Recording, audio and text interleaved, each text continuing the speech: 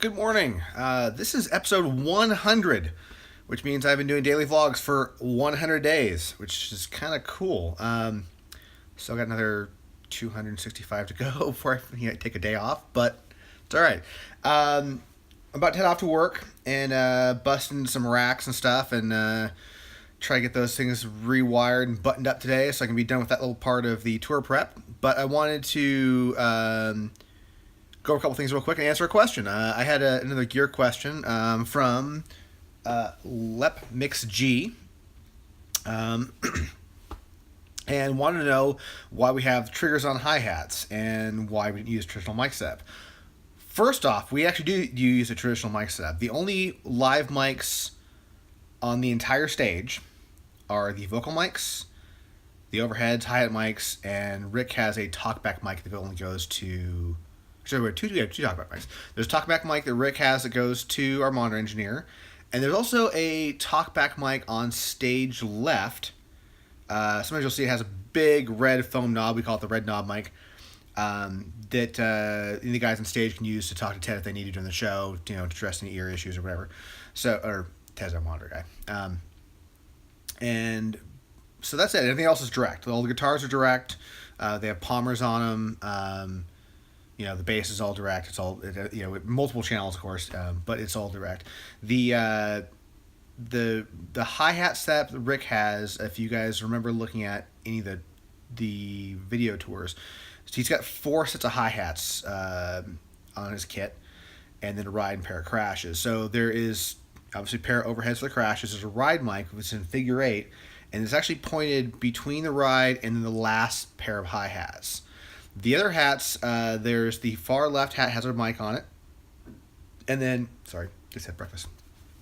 And then the 2 middle hats, which I actually call hat 1 and 2 because it's a trigger hat 1 and 2, have one mic on them kind of between the two of them. And those hats are his main pair of hats. So the one's tight, one's slushy. When you hear hi-hats out front, you're hearing those mics. Now, what we have going on, though, is we have triggers mounted on hats 2, 3, and 4, or I call them hat 1, 2, and 3, just to be really, really confusing, essentially because that's how they shine up the line of the triggers, and I don't really mess the mics ever. I just look at the triggers. So those hats have, on the bottom side, a little custom mounted trigger housing. It's about, about that big, maybe 1.5 by 1 inch, and about 1/2 inch deep, and they're bolted on the bottom of the hats. Doesn't affect the tone too much, thankfully, because it's on the bottom hat. And they're a little deader, but it works in the context of the show. So those hats, those triggers will set off things that Rick normally can't play because of just the layout of the song or layout of the kit. When you hear, say, like a song like Rocket, if you're hearing, there's a couple things going on in that song. One, there's like a pretty big percussion loop, which I think, if I recall from the VH1 Behind the Music, or Hysteria Behind the Music, whatever, that was what Joe based the song off of, which is like, that was like a loop that he kind of got him started in the song. So that is a loop that Rick plays, and it's assigned to one of the foot pedals. He plays at every bar. There's also like it's a hi-hat loop kind of thing, and it's 4 hits per. It's a and Rick can't play like that while trying to maintain a groove on everything else and like hitting cymbal, the crashes and ride and everything else. So what we have going on is there is a 4 hit. So every time he hits a one of the hats, and he alternates back and forth between like the first 2 trigger hats.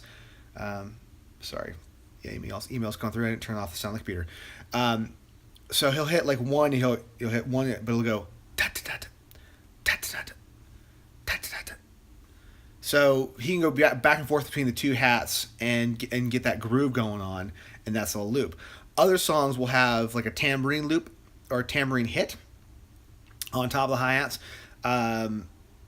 Basically, that's why we don't have to like walk up there and mount a damn tambourine on top of a hi-hat for a song. So that's why we have triggers mounted on the hats. It's just basically to, add some extra functionality and bring all the progression. One of the things that kind of makes the Leopard show, aside from the fact that their vocals are gigantic, is that when you hear the show, you're hearing all that stuff off the albums. You're hearing all the extra percussion stuff, and it's because we have all the extra triggers. So Rick can constantly add those to the show. A lot of what we do when we build the kits is figuring out where to put those, where it makes sense playing wise, where you can add something in, for the groove, and allowing the functionality of just the basic kit as well. That makes sense. Hope that answers your question. But yeah, basically it's just we have mics on there, but there's also the triggers as well, just to add, add the options. And really, it's just a lot of stuff is like loop based, like little miniature loops, like little 2-beat or 2-hit or 4-hit loops, and that's why we have triggers and hats. Other thing I wanted to go over is really quick before I run off is I'm thinking about maybe shortening my little daily title name. For some reason, when I did the first one of these things, I wrote the date and then I wrote a little episode and a number and then some description. Kind of feel like it's a bit long. Maybe I should just shorten it to the number, shorten it to the day. I maybe just drop, drop the description. I don't know. Maybe just, I'm trying to think, maybe make it a little shorter. Sometimes it's because when I'm uploading these things, it's generally late at night when I'm doing this, and I have to constantly look back at the other ones. Okay, what number am I on? What day am I on again? Because especially when you're touring, days mean absolutely nothing. You just kind of get in that little crazy zone of being on the road, and it doesn't really fall anymore. But yeah, I'm thinking about maybe doing that today. Maybe with 100, maybe just go down to hey, we call it vlog 100, and then just leave it there. I'm still going to be posting one of these things every single day, so there will still be 365 this year. At some point, when I have time, I'm going to go through and watch those 4 or 5 that I pulled from 2 months ago, and make sure that I can. I might have to cut them a little bit and then repost them, but I think I can probably just repost them. I haven't rewatched those damn things, so I think it was basically about it this morning that I wanted to run over. I don't think there's anything else that needs to be addressed at the moment, unless I have some sort of I do have something to add. This is just a little general complaint about life and electronics and stuff, and all the crazy amounts of gear I have here. Proprietary cables, or those one-off cables for electronic gear, is getting really, really annoying. This isn't a proprietary thing, but I've lost my USB-C cable for my GoPro. I have no idea what the damn thing is, which means I can't charge the damn thing, which means I haven't been able to film with it, which means no time lapses in my car. Kind of a pain in the ass. Between that one and my Osmo here, the only 2 pieces of gear have only one cable. The Osmo is just stupid because it has that 1/8-inch mini jack. I don't know why DJI would do that. It's the dumbest thing in the world. And those 2 cables, no matter what I do, seem to get lost left and right. The USB-C thing is just probably laziness on my part. I should just buy one of those cables. They're not that uncommon these days.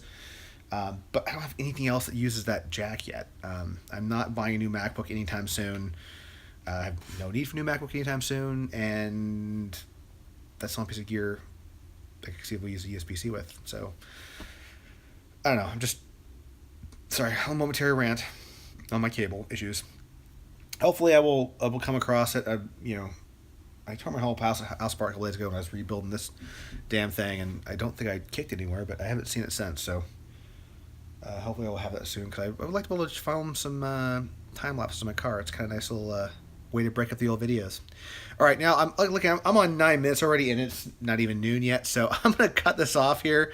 I'm gonna head off to work and go bust out some racks. I'll see you guys tonight and want a little more update the day before I post this.